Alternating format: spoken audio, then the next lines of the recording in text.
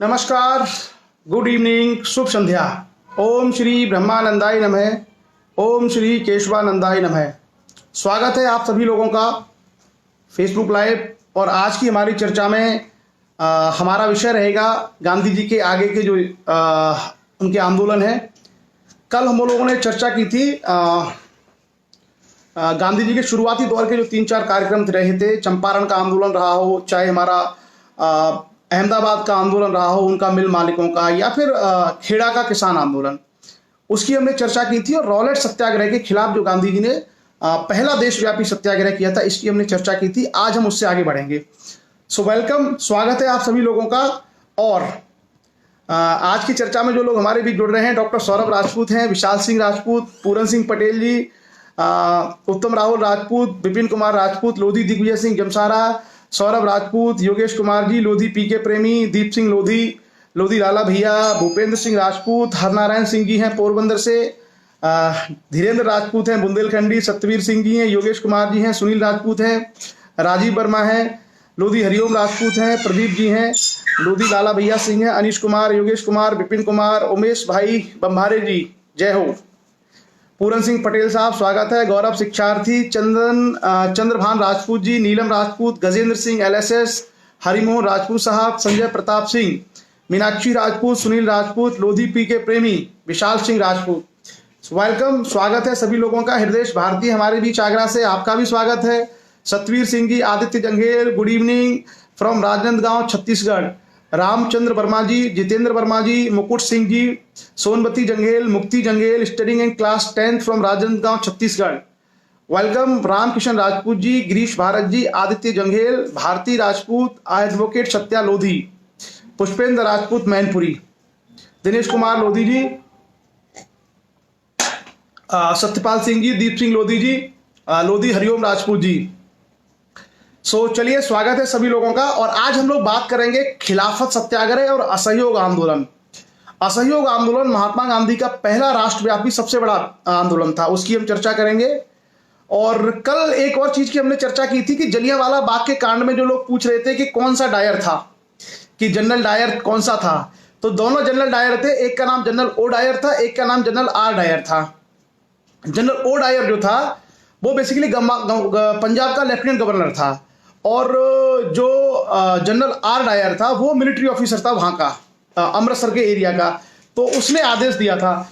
मदनलाल धींगरा ने किसके मारा था? मदनलाल धींगरा ने लंदन में जाकर के जनरल ओ डायर, जो उस समय पंजाब का लेफ्टिनेंट गवर्नर रह चुका था, उसकी हत्या की थी। शायद ये क्वेश्चन कुछ लोग पूछ रहे थे, मुझे ध्यान आ गया। डॉक्टर निर्मल राजपूत, गुडवर्क, गिरीश भारत, सत्यपाल सिंह जी, कमलेश कुमार जी, उमेश भंबारे जी, चलिए कुमार अखिलेश जी, दिनेश कुमार राजपूत जी, रामचंद्र वर्मा जी, DD राजपूत, सत्यपाल सिंह जी, गौरव शिक्षार्थी, हेमलता लोधी जी, लोधी प्रेम राजपूत, ओम प्रकाश राजपूत जी, ललित कुमार जी राजपूत, यश इंजीनियर, ओमकार लोधी, दूधनाथ लोधी जी, श्याम बिहारी जी, श्याम राजपूत जी, चैनदास जंगेल जी, लोधी तिलक सिंह राजपूत जी, अवनीश नरवरिया जी भिंड से, जितेंद्र वर्मा जी, रोहित सिंह लोधी जी, लोधी शैलेंद्र राजपूत जी, सोनमती जंगेल, अवध सिंह लोधी जी, चलिए संगम सिंह लोधी, विजय सिंह लोधी जी, लोधी गिरिराज सिंह, हिमांशु लोधी, दिनेश श्वेता सिंह जी, हमारे आज तक से दिनेश जी, स्वागत है आपका। Gajendra Rajput ji, Acharya Alok Kumar, hello Alok, how are you, कहाँ हो इतने दिनों से, दिखाई नहीं दिए। रोहित सिंह लोधी, सत्यपाल सिंह जी, धर्मेंद्र सिंह वर्मा एडवोकेट, विजय सिंह लोधी जी। चलिए शुरू करते हैं। और आज का हमारा विषय रहने वाला है खिलाफत आंदोलन और असहयोग आंदोलन। रेखा राजपूत, मेहरलाल राजपूत, कविता पथरिया, भूपेंद्र सिंह लोधी, अभिराज लोधी, विपिन राजपूत जी, यशवंत सिंह जंगेल जी, सुनील सिंह जी, चलिए स्वागत है। और एक और चीज मैं आपको थोड़ा सा पहले ही इन्फॉर्म कर दूं, कल मॉर्निंग में हमारा सेशन नहीं होगा, बिकॉज इंटरनेशनल योगा डे है और हम लोगों को एक सरकारी कार्यक्रम के तहत सुबह 7 बजे योगा में जाना है। तो आप लोग नोट कर लीजिए, कल मॉर्निंग में हमारा सेशन 7:30 से जो 8:30 होता है, वो अवनीश जी शुरू करते हैं हम लोग खिलाफत और असहयोग आंदोलन के साथ में।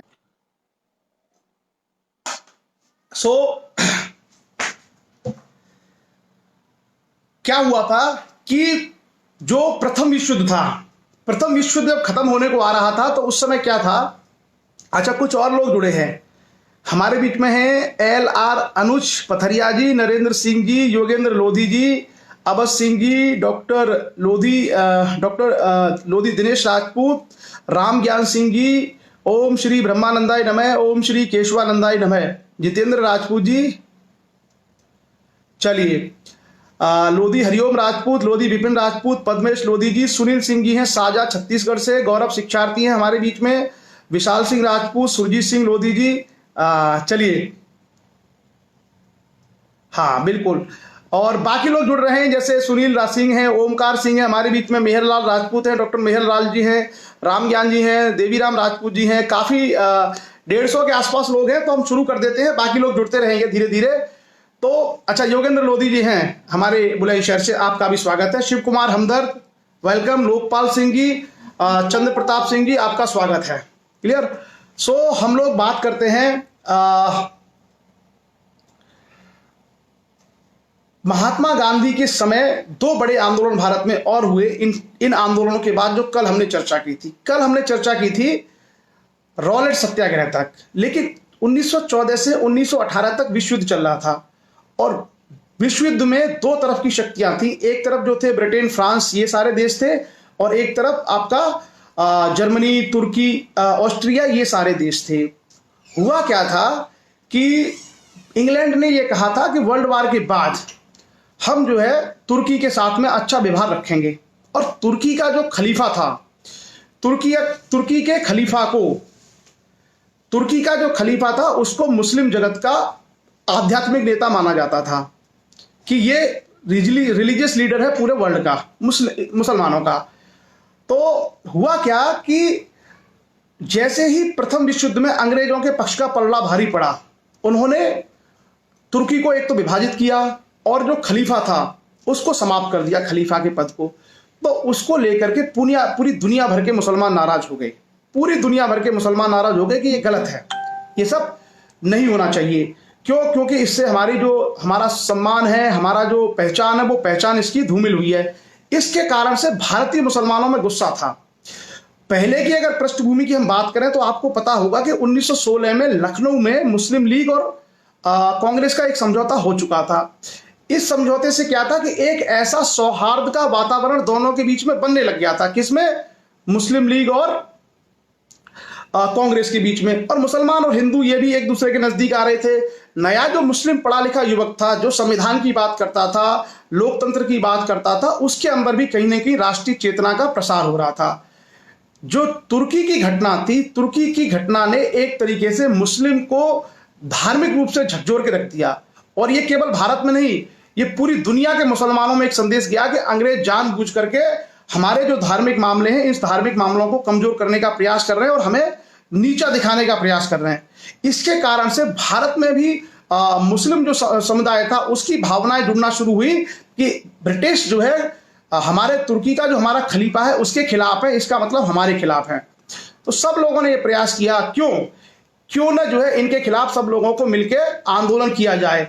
तो यहां पर हम देखते हैं कि पूरा का पूरा जो इस्लामिक वर्ल्ड है, उस इस्लामिक वर्ल्ड में एक सेंटिमेंट डेवलप हो गया, रिलीजियस सेंटिमेंट, कि उनके सबसे बड़े विरोधी मुस्लिम ब्रिटेन है, और जब तक हम ब्रिटेन के खिलाफ लड़ाई नहीं लड़ेंगे तब तक हम अपनी खिलाफत को नहीं बचा सकते। तो जो खिलाफत आंदोलन है बेसिकली खलीफा को पुनः सत्ता पर स्थापित करने वाला आंदोलन था। तुर्की के खलीफा को सारे मुसलमान अपना नेता मानते थे, और उसी खलीफा को पुनः दोबारा खलीफा के पद पर स्थापित करने वाले आंदोलन को ही नाम दिया गया खिलाफत। कई बार आप लोगों को लगता होगा कि खिलाफत आंदोलन क्या है। क्लियर? सो अब हम आपको बताते हैं खिलाफत आंदोलन क्या है। 1919 से 1920 के बीच में कुछ ऐसी परिस्थितियां भारत में बनी जिसके कारण से दो आंदोलनों का जन्म हुआ। पहला आंदोलन का नाम था खिलाफत और दूसरे का था असहयोग आंदोलन। और आज हम लोग इन्हीं दोनों आंदोलनों की चर्चा करेंगे। क्लियर? 1919 में तीन चार ऐसे कारण रहे। क्या हुआ था कि प्रथम विश्व युद्ध के बाद एक तो महंगाई, ऊपर से दस्तकार, मजदूर सभी इस महंगाई से परेशान थे। उसके अलावा खाद्यान्नों की भारी कमी हो गई थी क्योंकि युद्ध में संसाधन झोंक दिए गए थे। मुद्रास्फीति बहुत तेजी से बढ़ने लगी थी फर्स्ट वर्ल्ड वॉर के बाद। और 1929 में आपने देखा होगा दुनिया में एक ग्रेट डिप्रेशन आया था, खास करके जर्मनी भयंकर तरीके से उसका शिकार हुआ था। 1929 में जो डिप्रेशन आया था, जो महामंदी आई थी, वैसी महामंदी आज तक कभी नहीं आई। उसके बाद क्या हुआ कि लोग बेरोजगार होने लगे और लोग करों के बोझ से दबने लगे। इसके कारण से लोगों में सरकार के खिलाफ गुस्सा था, इंग्लैंड की सरकार के खिलाफ। क्यों? क्योंकि उन्हें लगता था कि इंग्लैंड केवल अपने हितों के लिए युद्ध लड़ रहा है और हमारे भारत में जो परिस्थितियां उत्पन्न हो रही हैं उससे उसका कोई सरोकार नहीं है। उसके बाद रॉलेट एक्ट जो था उसके खिलाफ पंजाब में जो कांड हुआ, आपको मालूम होगा, कल हमने चर्चा की थी कि जलियांवाला बाग जो हत्याकांड हुआ था उसमें इतने सारे लोग मारे गए थे। उस आंदोलन ने भी लोगों को अंदर ब्रिटिश सत्ता के प्रति घृणा भर दी कि ये मानवीय लोग नहीं है, ये क्या है, अमानवीय लोग हैं जो कदम कदम पर शोषण करते हैं, अत्याचार करते हैं। उसके बाद पंजाब में ज्यादा जातियों के संबंध में एक हंटर कमीशन बनाया था अंग्रेजों ने। और हंटर कमीशन ने क्या जांच की थी? हंटर कमीशन अंग्रेजों ने बनाया था कि ये जांच करेगा कि जलियांवाला बाग जो हत्याकांड हुआ है उसके पीछे क्या कारण है। उसने जनरल डायर को क्लीन चिट दे दी। उसने कहा कि जनरल डायर का कोई दोष नहीं है। और वहां पर हाउस ऑफ लॉर्ड्स, जैसे भारत में राज्यसभा होती है उसी तरीके से इंग्लैंड में हाउस ऑफ लॉर्ड्स होता है। हाउस ऑफ लॉर्ड्स में जनरल डायर के कृत्यों को उचित ठहराया गया। और मॉर्निंग पोस्ट नाम का एक अखबार था, उसने कहा कि ये तो जो है ब्रिटेन का शेर है। जनरल डायर को ब्रिटेन का शेर कह के घोषित किया गया और उसका स्वागत किया गया जगह जगह ब्रिटेन में जनरल डायर का, और उसके लिए 30,000 पाउंड की धनराशि जुटाई गई। जब ये सारे कृत्य अखबारों में छपे तो भारतीयों के मन में और ज्यादा घृणा पैदा होगी अंग्रेजों के खिलाफ। ऐसे में हिंदू, मुसलमान, सिख, ईसाई जो भारतीय थे, जो भारत में रहते थे, ब्रिटिश सत्ता के प्रति घृणा से भरते चले गए। और क्या हुआ? 1919 में मॉन्टेग्यू चेम्सफोर्ड सुधार आए थे। उसमें यह कहा गया था कि हम भारत के लोगों को उत्तरदायी शासन देंगे। उन्होंने वो वादा पूरा नहीं किया। जब उन्होंने वो पूरा नहीं किया तो क्या हुआ? उसका मतलब यह हुआ कि भारतीयों को लगा कि ये बेवकूफ बनाते हैं, केवल घोषणाएं करते हैं, कोई चीजें हमें देते नहीं है। उसके बाद विश्व युद्ध के बाद हिंदू मुस्लिम राजनीतिक एकीकरण की कई सारी घटनाएं घटी थी। ड्यूरिंग द वर्ल्ड वॉर, विश्व युद्ध के दौरान क्या हुआ था? जैसे लखनऊ समझौता हमने चर्चा की। उसके अलावा आप देखेंगे कि रॉलेट एक्ट के खिलाफ हिंदू और मुसलमान मिलकर लड़े थे। जैसे आपने देखा होगा कि डॉक्टर सैफुद्दीन किचलू, जो जलियांवाला कांड था उसमें डॉक्टर सैफुद्दीन किचलू और डॉक्टर सत्यपाल, ये दो लोग जो है नेतृत्व कर रहे थे रॉलेट के खिलाफ, और उन दोनों को पकड़ लिया गया था। उन्हीं की रिहाई के लिए जलियांवाला बाग में सभा होने वाली थी। तो इसमें क्या था कि हिंदू और मुसलमान दोनों मिलकर के लड़ रहे थे। और क्या हुआ था? जो नए राष्ट्रवादी वो थे, जैसे मोहम्मद अली, अबुल कलाम आजाद, हकीम अजमल खां, हसन इमाम, ये अलीगढ़ जो रूढ़िवादी केंद्र था उसके बजाय उदारवादी लोग थे। इनका ये मानना था कि हम उदारवादी तरीकों से, राष्ट्रवादी तरीकों से राष्ट्र को आजाद करा सकते हैं, हम अलीगढ़ आंदोलन के रूढ़िवाद के साथ नहीं चल सकते। उसके अलावा क्या हुआ था? राष्ट्रवादी आंदोलन में इन लोगों ने सक्रिय भूमिका निभाई। उसके बाद हम लोग आगे देखते हैं कि इन सारी गतिविधियों से, और जो मेन काम था वो विश्व युद्ध के दौरान जो तुर्की के साथ किया, इंग्लैंड ने तुर्की का विभाजन कर दिया और खलीफा के पद को समाप्त कर दिया। आप ये समझिए, किसी भी देश के सर्वोच्च पद पर अगर कोई व्यक्ति बैठा है, अगर आप उसके पद को एबॉलिश कर दोगे, उसको अगर समाप्त कर दोगे, तो जनता में रोष पैदा होगा ही। और अगर कहीं धार्मिक रूप से वो जुड़ा हुआ है, यानी रिलीजियस अगर सेंटीमेंट जुड़ा हुआ है, तो लोगों में और ज्यादा नाराजगी होगी। यही बड़ी वजह थी, इसके कारण से लोग बहुत बुरे तरीके से नाराज हो गए। और केवल भारत के नहीं, भारत के बाहर के लोग नाराज हो गए। कांग्रेस ये चाहती थी कि बहुत समय से कोई आंदोलन ऐसा नहीं चल रहा है, होम रूल वगैरह ठंडे पड़ चुके थे, और महात्मा गांधी भारत में आकर के एक्सपेरिमेंट कर रहे थे। तो महात्मा गांधी को लगता था कि देश में समय आ गया है कि एक बड़ा आंदोलन चलाया जाए, और गांधी जी ने खिलाफत का समर्थन कर दिया कि हाँ, हम इस बात के पक्ष में कि खलीफा को गलत हटाया गया है और खिलाफत जो आंदोलन कर रहा है वो बिल्कुल ठीक है, हम इसका समर्थन करते हैं। शुरू में कांग्रेस ने इसका विरोध किया, कुछ लोगों ने, कुछ ने समर्थन किया। अल्टीमेटली कांग्रेस के लोग गांधी जी की बातों से सहमत हो गए। गांधी जी ने उनको कन्विंस किया कि हमारे जो आपस के मसले हैं ये तो हम बाद में देख सकते हैं, लेकिन जो हमारा साझा दुश्मन है इंग्लैंड, जिसके कारण पूरे देश को समस्या झेलनी पड़ रही है, उसके लिए अगर कोई भी अवसर हमें मिलता है तो उस अवसर के लिए हम सब लोगों को मिलकर के लड़ना चाहिए। अब देखिए यहां पर क्या हुआ, यहां पर दो बदलाव हो गए, यहां पर दो चीजें हुई। दो चीजें यहां पर हुई कि एक तो यह हुआ कि अंग्रेजों से लड़ने के लिए दोनों लोग निकट आए। दूसरा क्या हुआ, गांधी जी के अप्रोच में बदलाव आया। गांधी जी वर्ल्ड वार के दौरान अंग्रेजों के समर्थक थे कि अंग्रेज युद्ध में लड़े और हम उनका सहयोग करेंगे, लेकिन युद्ध में जो उन्होंने वादे किए थे वो वादे जब पूरे नहीं किए तो आप देखेंगे कि धीरे धीरे करके गांधी जी उनके खिलाफ होते चले गए। और जब गांधी जी इनके खिलाफ हो गए तो गांधी जी ने कहा कि राष्ट्र के लिए कोई भी आंदोलन चलता है, हम लोगों को अगर उसकी पृष्ठभूमि तैयार है तो मिलकर के पहले ब्रिटिश सत्ता से लड़ना चाहिए, लेकिन संवैधानिक दायरों में, शांति और सत्य के और अहिंसा के साथ। ऐसा नहीं है कि आप जाके हिंसा कर दो। गांधी जी के आंदोलनों की खासियत यह थी कि वो अहिंसा के साथ ये सारे कार्य करना चाहते थे। और खिलाफत आंदोलन का मुख्य बंदा क्या था? खलीफा को, यानी तुर्की के खलीफा को अपने सत्ता पे बिठाना। क्लियर? उसके बाद खिलाफत आंदोलन का विकास किस तरीके से हुआ, इस आंदोलन में क्या किया गया? सबसे पहले सभाएं, धरने, याचिकाएं, यहां तक ये शुरू में चला। और जब लगा कि धरने से, याचिकाओं से कुछ नहीं हो रहा है, तो फिर आगे चल करके असहयोग की अवधारणा विकसित की गई, जो गांधी जी का इंट्रोडक्शन था। और गांधी जी ने असहयोग की अवधारणा बताई कि हमें हर तरीके से असहयोग करना है, कॉलेज में असहयोग करना है, प्रशासन में असहयोग करना है, हर जगह असहयोग करना है। और आगे ये बात की गई कि बहिष्कार भी किया जाएगा। गांधी जी ने अखिल भारतीय खिलाफत कमेटी जो है बनवाई, और गांधी जी को ही अखिल भारतीय खिलाफत कमेटी का अध्यक्ष बनाया गया। और इस आंदोलन को चलाने वाले दो भाई थे, मुस्लिम भाई, जिनका नाम था मोहम्मद अली और शौकत अली, जिनको हम लोग अली बंधुओं के नाम से जानते हैं। आप लोगों से कभी इतिहास में पूछा जाए कि अली बंधु कौन थे, तो जैसे सैयद बंधु, औरंगजेब के बाद भारत के इतिहास में दो सैयद बंधु थे, इसी तरीके से खिलाफत आंदोलन में दो लोग थे जिनका नाम था सैयद बंधु, शौकत अली और आपके शौकत अली और मोहम्मद अली। ये दोनों भाइयों ने इसको नेतृत्व किया। लेकिन जब अखिल भारतीय खिलाफत कमेटी बनी तो अखिल भारतीय खिलाफत कमेटी का अध्यक्ष गांधी जी को बनाया गया। तो आप समझ रहे हैं, इस्लाम के खलीफा को बचाने का आंदोलन है, लेकिन इस आंदोलन के जो कमेटी बनी है उसका हेड किसको बनाया? महात्मा गांधी को।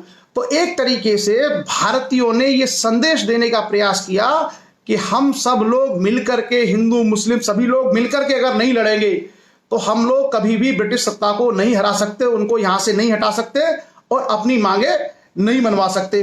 तो यहां पर हमें सांप्रदायिक सौहार्द भी दिखाई दे रहा है, एक तरीके से कम्युनल हार्मनी, कि खिलाफत कमेटी के हेड महात्मा गांधी है। आप समझ रहे हैं ना, खिलाफत कमेटी के हेड महात्मा गांधी को बनाया गया है, इसका बड़ा सिंबॉलिक महत्व था। उसके बाद क्या हुआ? खिलाफत के प्रश्न पर कांग्रेस का क्या रुख रहा? कांग्रेस ने शुरू में विरोध किया, फिर गांधी जी कन्विंस करने में सफल रहे कि देखिए अगर हम लोग मिलेंगे नहीं तो कैसे हम उनके सामने अपनी मांगे रखेंगे। और अल्टीमेटली कांग्रेस ने फिर स्वीकृति प्रदान कर दी कि ठीक है गांधी जी, आप आंदोलन को आगे बढ़ाइए और हम खिलाफत के साथ हैं। और फिर इसके बाद हिंदू, मुस्लिम, सिख, ईसाई, शिल्पकार, पूंजीपति, युवा, बच्चे, विद्यार्थी सब इसका हिस्सा बन गए। और धीरे धीरे पहले यह कहा गया कि संवैधानिक तरीके से अपनी बात करेंगे, और आगे चल करके कहा गया कि अगर हमें इसके लिए असहयोग करना पड़े तो हम असहयोग भी करेंगे। क्या हुआ इसमें? इस आंदोलन के कुछ खास बिंदु थे कि 1920 के प्रारंभ में हिंदू और मुसलमानों के एक संयुक्त प्रतिनिधि मंडल ने वायसराय से मुलाकात की, ये 1920 में फरवरी में, और उनसे खिलाफत के प्रश्न को हल करने की मांग की कि भाई इसको, समस्या को सुलझाइए, खलीफा का पद वापस दीजिए। उसके बाद गांधी जी ने फिर पंजाब का मुद्दा उठाया कि पंजाब में जो ज्यादतियां हुई हैं अमृतसर में, लेकिन उस हत्याकांड के लिए अंग्रेज खेद प्रकट करें, उस पर भी कोई हल नहीं हुआ। उसके बाद मई 1920 में क्या हुआ? सैब्रिज की संधि हुई और प्रथम विश्व युद्ध खत्म हो चुका था पूरे तरीके से, और तुर्की और इंग्लैंड के बीच में एक संधि हुई जिसको बोलते हैं सैब्रिज की संधि। सैब्रिज की संधि में तुर्की का विभाजन कर दिया गया, मतलब तुर्की को दो अलग अलग हिस्सों में बांट दिया गया। इसके कारण से खिलाफत के लोग और ज्यादा नाराज हो गए। उसके अलावा फिर क्या हुआ? जून 1920 में केंद्रीय खिलाफत समिति का अधिवेशन इलाहाबाद में हुआ और स्कूल, कॉलेज, न्यायालय, इनके सबके बहिष्कार का उसमें काम शुरू किया गया। और 1 अगस्त को औपचारिक तौर पर यह कहा गया कि असहयोग आंदोलन शुरू किया जाएगा। यहां तक थी खिलाफत की पृष्ठभूमि की, यह था पूरा का पूरा खिलाफत आंदोलन। आगे खिलाफत और असहयोग लगभग एक ही साथ समाप्त होंगे, लेकिन हम उसको चरणों में पढ़ेंगे, 2 स्टेप में हम उसको पढ़ेंगे। खिलाफत समिति के औपचारिक तौर पर 1 अगस्त को यह तय किया गया कांग्रेस ने कि भाई अब ऐसे काम नहीं चलेगा, और महात्मा गांधी ने तय किया कि अब हम लोगों को असहयोग आंदोलन चलाना चाहिए, जिसको इतिहास में हम कहते हैं नॉन कोऑपरेशन मूवमेंट। 1 अगस्त 1920 को शुरू हुआ नॉन कोऑपरेशन मूवमेंट अंग्रेजों के खिलाफ, और उसी दिन इत्तेफाक से बाल गंगाधर तिलक की डेथ हो गई। 1 अगस्त को यह आंदोलन शुरू हुआ और उसी दिन बाल गंगाधर तिलक की डेथ हो गई 1 अगस्त 1920 को। अब गांधी जी, तिलक क्या थे, वरिष्ठ थे, हालांकि तिलक के प्रति सहानुभूति पैदा हुई और बहुत तेजी से लोग असहयोग आंदोलन में जुड़ते चले गए। यहां पर एक जो है तिलक के नाम से एक फंड बनाया गया जिसमें 1 करोड़ रुपए इकट्ठा हो गया। मतलब इतना तेजी से असहयोग आंदोलन में लोग जुड़े कि सभी लोग, बच्चे, विद्यार्थी, वकील, सब लोग इसमें जुड़ते चले गए। और उसके बाद क्या हुआ, आगे चल करके सरकारी शिक्षण संस्थाओं का बहिष्कार ये शामिल किया गया असहयोग में, और यह कहा गया कि न्यायालय, पंचायतें, इन सब का बहिष्कार किया जाएगा, विधान परिषद का बहिष्कार किया जाएगा, विदेशी वस्तुओं का बहिष्कार किया जाएगा। यानी खिलाफत का जो आंदोलन था वो खिलाफत के मुद्दे पर था, लेकिन असहयोग आंदोलन पूरा देशव्यापी आंदोलन हो गया ब्रिटिश सत्ता के खिलाफ, और उसमें सब लोग शामिल हो गए। और अब मकसद ये हो गया कि हमें भारत के लिए स्वशासन चाहिए, भारत के लिए स्वशासन चाहिए। और पहले कहा था कि संवैधानिक तरीकों से चाहिए, अब इन्होंने कहा कि नहीं, हम असहयोग करेंगे, हम बहिष्कार करेंगे, और आप नहीं मानोगे तो हम अवज्ञा भी करेंगे। अवज्ञा का मतलब होता है सरकारी कानूनों को न मानना। ये हम देखेंगे आगे इसका क्या हुआ। उसके बाद विदेशी वस्तुओं का बहिष्कार, उसके स्थान पर खादी का उपयोग करना, ये सारी चीजें इसमें शुरू की गई। सरकारी उपाधियों को लोगों ने छोड़ दिया और अवैतनिक पदों का परित्याग कर दिया, सरकारी सेवाएं छोड़ दी। इस तरीके से लोगों ने बहुत सारे कार्य इस दौर में करना शुरू किए। संपूर्ण आंदोलन के दौरान कार्यकर्ताओं ने हिंदू मुस्लिम एकता को प्रोत्साहित करने का प्रयास किया। असहयोग आंदोलन की खास बात यह थी कि इसके शुरुआती दौर में, क्योंकि खिलाफत भी इसमें मिक्स था, तो खिलाफत और असहयोग में शुरुआत में हम देखते हैं कि हिंदू मुस्लिम एकता पर काफी अधिक जोर दिया गया, और इसी कारण आप देखते हैं कि व्यापक स्तर पर यह फैल गया पूरे भारत में। अगर आप असहयोग को देखेंगे तो असहयोग आंदोलन पूरे भारत में व्यापक स्तर पर फैल गया। उसके बाद आगे हम लोग देखते हैं आगे क्या हुआ। दिसंबर 1920 में कांग्रेस का अधिवेशन हुआ नागपुर में, नागपुर है महाराष्ट्र में। उस अधिवेशन में क्या किया गया कि असहयोग आंदोलन के जो कार्यक्रम थे उसको कांग्रेस ने अनुमोदन दे दिया। कांग्रेस ने कहा कि गांधी जी ने जो असहयोग आंदोलन शुरू किया है हम इसको अप्रूवल देते हैं, और सभी लोग जाकर के जुड़ जाइए इस आंदोलन में और अंग्रेजों के खिलाफ ये असहयोग आंदोलन करिए। उसके अलावा क्या हुआ, कांग्रेस के सिद्धांत में एक महत्वपूर्ण परिवर्तन हुआ। कांग्रेस ने संवैधानिक तरीके से स्वशासन प्राप्ति, जैसा मैंने कहा ना कि कांग्रेस पहले कहती थी कि हम संवैधानिक तरीकों से स्वशासन प्राप्ति को अपने लक्ष्य के स्थान पर, उन्होंने कहा कि अब हमको शांतिपूर्ण और न्यायोचित तरीके से स्वराज्य चाहिए, और उसके लिए अगर हमें असहयोग भी करना पड़े, बहिष्कार भी करना पड़े तो हम करेंगे। तो नॉन कोऑपरेशन मूवमेंट में क्या होगा, कांग्रेस ज्यादा आक्रामक हो गई, खुली छूट दे दी गांधी जी को, और गांधी जी को यह अधिकार दे दिया कि वो चाहे जो निर्णय लें। उसके बाद कुछ महत्वपूर्ण संगठनात्मक परिवर्तन किए गए इसमें, और कांग्रेस के रोजमर्रा के क्रियाकलाप के लिए 15 सदस्यों की एक कार्यकारिणी घोषित की गई जो असहयोग आंदोलन को मॉनिटर करेगी कि किस किस तरीके से असहयोग आंदोलन आगे चलेगा। और गांधी जी ने पूरी तन्मयता के साथ इस आंदोलन को चलाया, और इसका लक्ष्य रखा गया 1 वर्ष के भीतर स्वराज प्राप्त करना। तो कभी अगर आपसे यह सवाल आता है कि असहयोग आंदोलन का लक्ष्य क्या था, असहयोग आंदोलन में गांधी जी ने लक्ष्य रखा था कि 1 वर्ष के भीतर हमें स्वराज चाहिए। लेकिन आप लोग याद रखिएगा, यहां तक भी स्वतंत्रता की बात नहीं हो रही है, यहां तक भी देश को आजाद कराने की बात नहीं हो रही है, स्वराज की बात हो रही है। और स्वराज का मतलब होता है सेल्फ गवर्नेंस, और सेल्फ गवर्नेंस का मतलब यह था कि अंग्रेजों का भारत प्रतीकात्मक रूप से अधीन रहेगा, लेकिन भारत अपने शासन का संचालन, स्थानीय शासन का संचालन स्वयं करेगा। तो आप देख रहे हैं यहां तक भी स्वाधीनता की बात नहीं है, इंडिपेंडेंस की बात यहां तक नहीं है। आगे चल करके भारत के लोग इंडिपेंडेंस की ओर जाएंगे। अभी तक जो बात चल रही है वो है कि हम बहिष्कार इत्यादि के माध्यम से स्वशासन लेकर के आए, स्वराज लेके आए। और इसमें क्या हुआ, इसमें मुख्यतः बंगाल के जो क्रांतिकारी संगठन थे उन्होंने भी पूरा समर्थन किया, लेकिन Mohammad Ali Jinnah, Annie Besant, GS Khaparde, BC Pal, ये कुछ ऐसे नेता थे कांग्रेस के जो कांग्रेस में कार्य करते थे, इन्होंने इस आंदोलन को सपोर्ट नहीं किया। नाम फिर से सुन लीजिएगा, Mohammad Ali Jinnah, Annie Besant, GS कापरडे एवं बीसी पॉल, इन लोगों ने कांग्रेस छोड़ दी और इन्होंने कहा कि नहीं, हम इस आंदोलन का समर्थन नहीं करते। और इस तरीके से कुछ लोगों ने असहयोग आंदोलन से अपने आप को अलग कर लिया। यह सवाल एनी बेसेंट वाला संभवतः आईएएस में पूछा गया है कि कौन से बड़े कांग्रेसी नेता थे जिन्होंने असहयोग आंदोलन में कांग्रेस को छोड़ दिया था। तो यहां पर आपको याद रखना है कि यहां पर एनी बेसेंट, मोहम्मद अली जिन्ना, जीएस कापरडे और बीएस पाल, ये 4 बड़े कांग्रेसी नेता थे जिन्होंने असहयोग आंदोलन को सपोर्ट नहीं किया और कांग्रेस छोड़ के अलग हो गए। ये कभी कभी पूछा जा सकता है।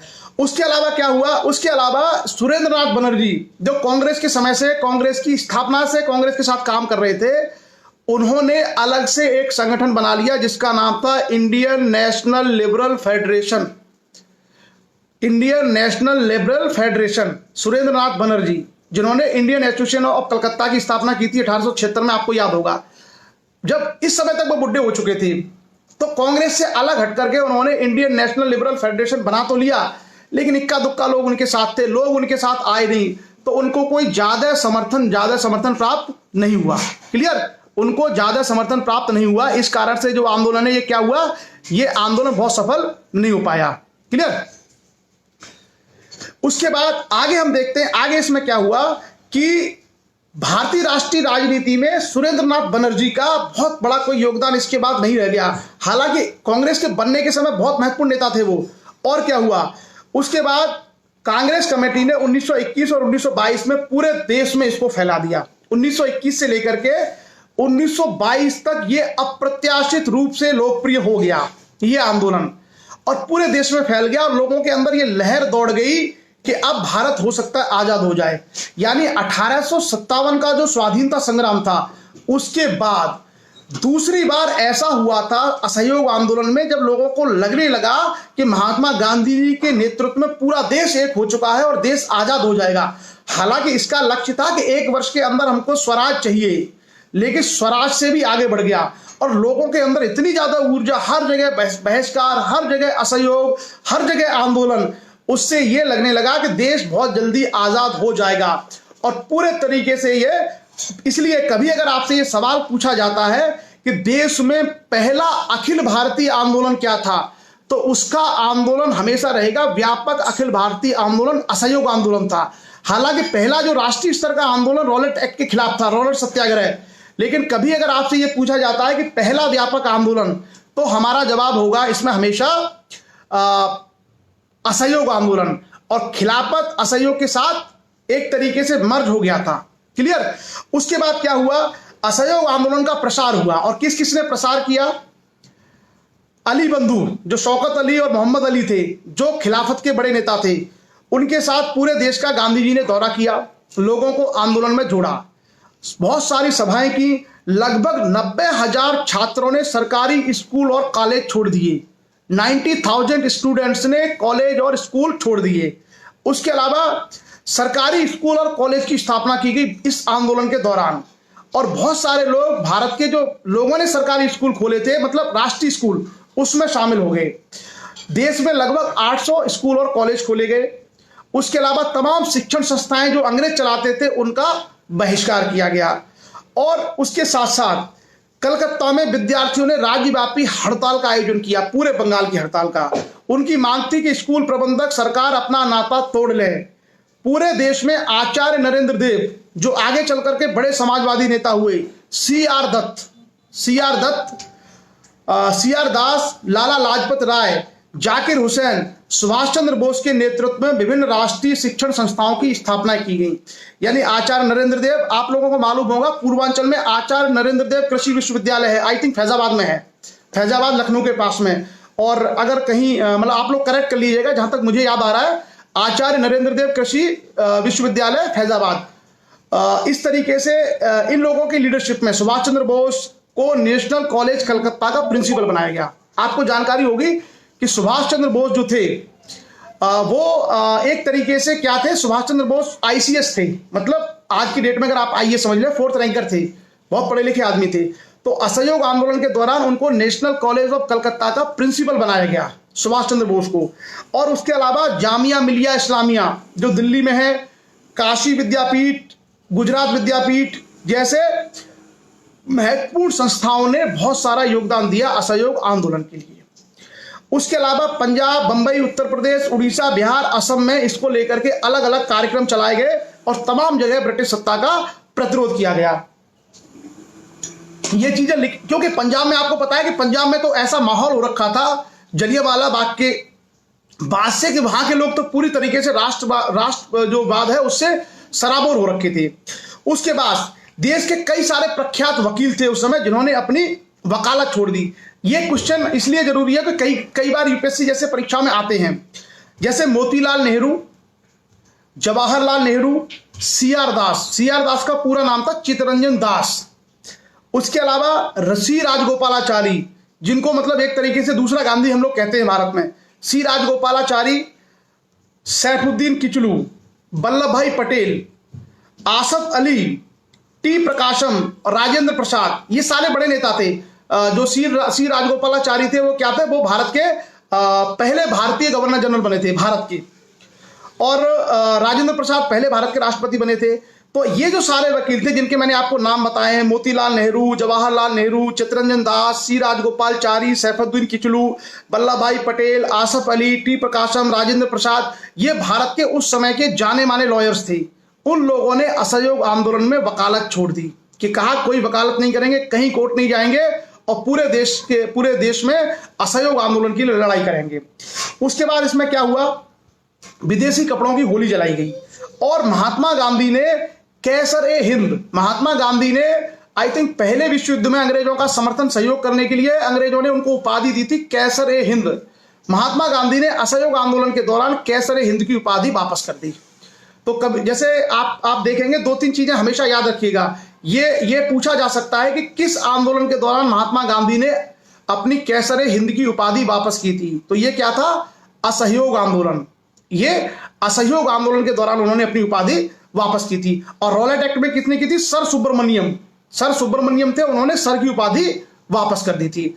और जो बंगाल विभाजन वाला था, आई थिंक उसमें रविन्द्रनाथ टैगोर ने जो है नाइटहुड की उपाधि वापस कर दी थी। एक बार सीक्वेंसिंग कर लेना और सुनील जी जो है आप इसको सीक्वेंसिंग करके डाल दीजिए कि कौन से आंदोलन में रविन्द्रनाथ टैगोर ने नाइटहुड छोड़ा, कौन से आंदोलन में सुब्रमण्यम सर ने सर की उपाधि छोड़ी और कौन से आंदोलन में महात्मा गांधी ने कैसर ए हिंद की उपाधि को त्याग दिया।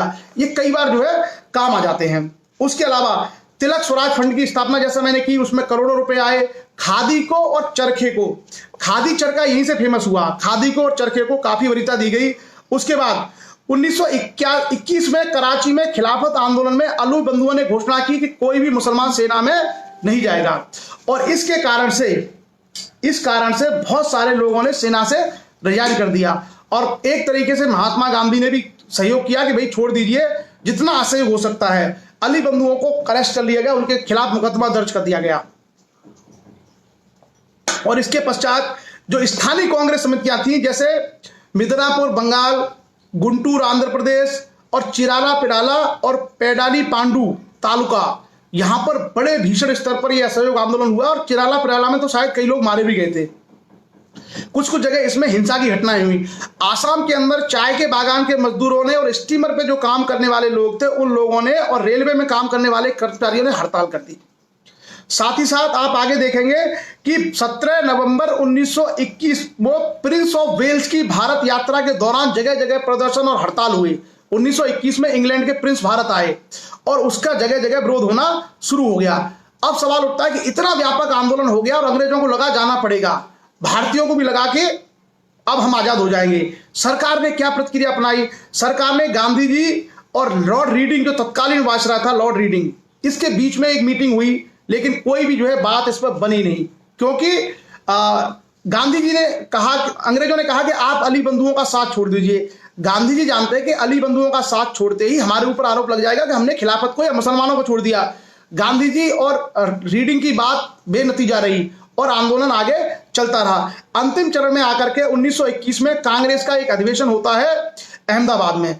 इस अधिवेशन में सीआर दास को इसकी अध्यक्षता करनी थी, लेकिन वो उपस्थित नहीं थे, जेल में थे। इस कारण से हकीम अजमल खां, दिल्ली में शायद किसी एरिया का नाम आपको मिल जाएगा, हकीम अजमल खां, उनको कार्यकारी अध्यक्ष बनाया गया।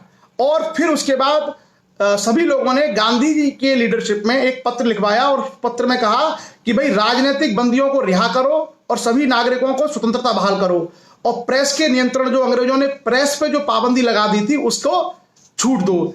इस आंदोलन के दौरान ये आंदोलन में ये कहा गया कि अगर अंग्रेज ऐसा नहीं करते तो बारदौली से एक आंदोलन प्रारंभ किया जाएगा।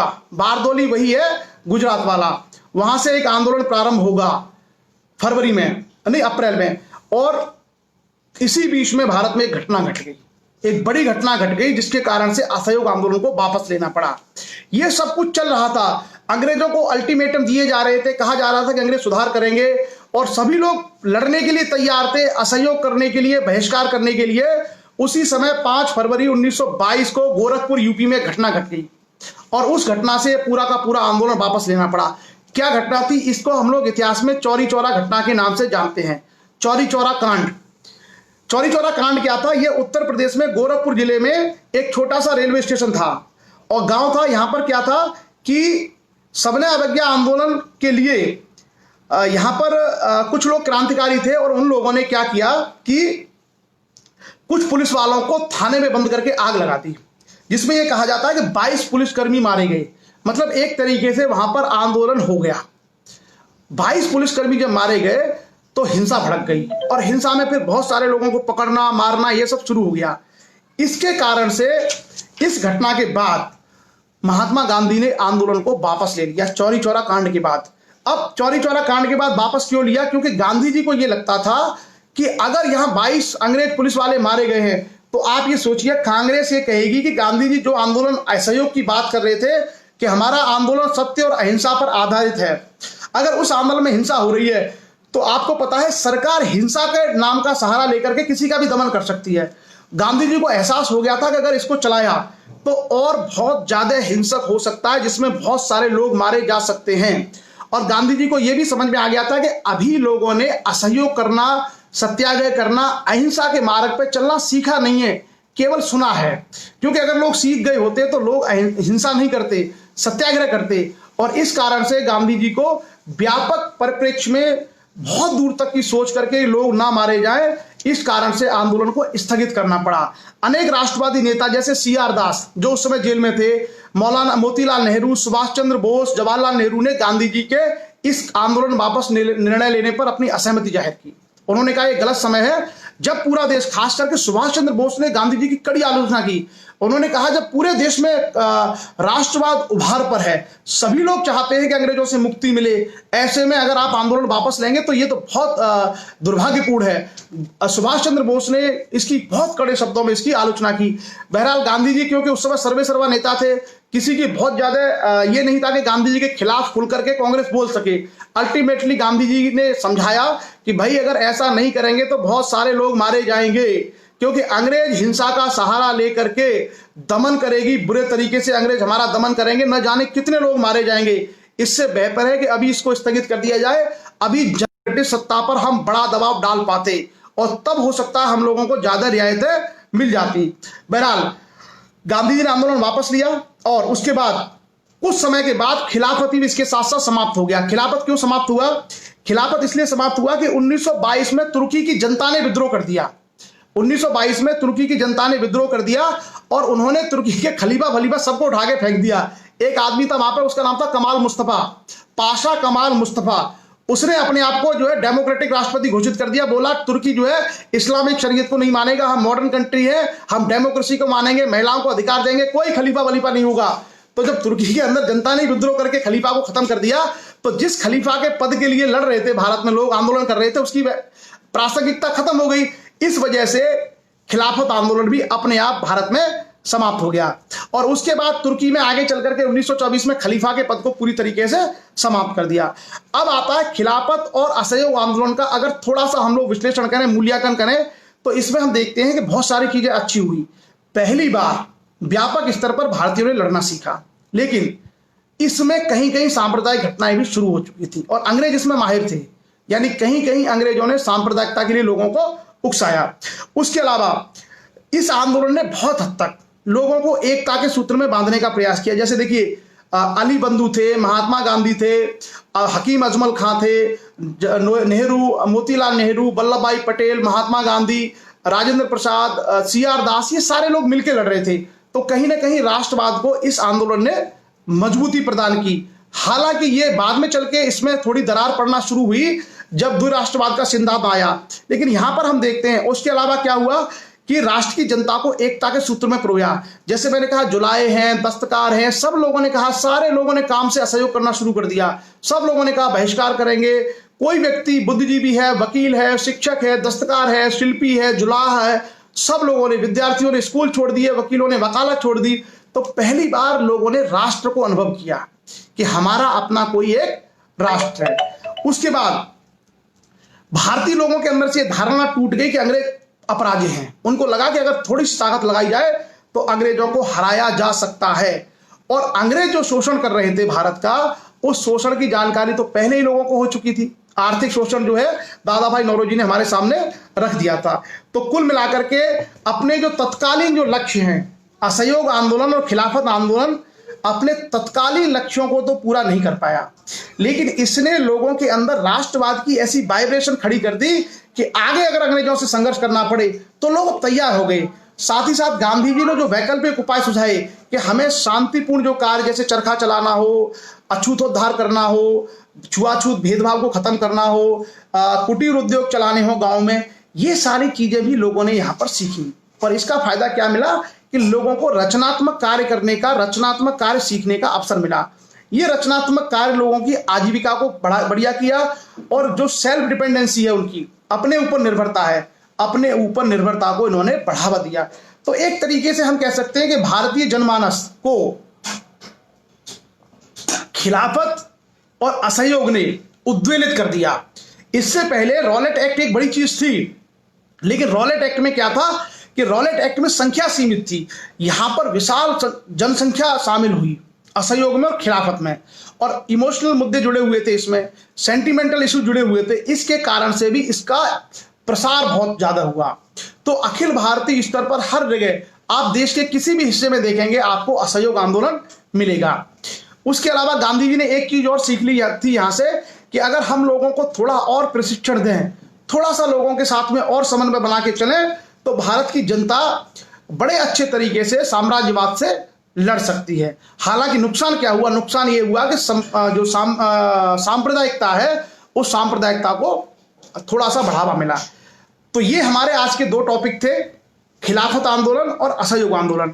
छोटा ही रखेंगे हम लोग, इतनी चीजें रखेंगे क्योंकि गांधी जी के हमारे पास 3 बड़े आंदोलन हैं जो हमें हमेशा याद रखने चाहिए। असहयोग, असहयोग के बाद सविनय अवज्ञा और भारत छोड़ो, ये 3 हमें पूरे तरीके से पता होने चाहिए, क्योंकि इन 3 आंदोलन से बहुत क्वेश्चन आते हैं।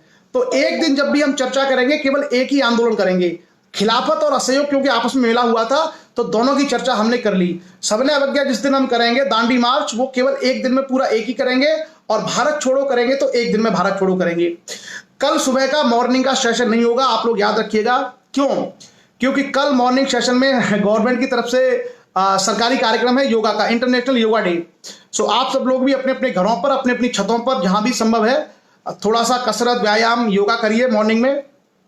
कल शाम को हम लोग आपस में मिलेंगे। गांधी जी के आगे की जो रूपरेखा थी, और स्वराज पार्टी, खास करके CR दास और मोतीलाल नेहरू, इन्होंने एक स्वराज पार्टी बनाई थी, और उसके अलावा साइमन कमीशन वगैरह जो बीच की घटनाएं हुई हैं, इसकी चर्चा हम लोग कल शाम के सेशन में करेंगे। सुबह के सेशन नहीं रहेगा, और आज का सेशन बस यहीं तक। आप सभी लोग चर्चा में जुड़े, उसके लिए बहुत बहुत आभार, बहुत बहुत धन्यवाद। शुभ रात्रि, जय हिंद। कोई क्वेश्चन हो तो आप लोग डाल दीजिएगा प्लीज, वो जवाब आपको मिल जाएगा। Thank you.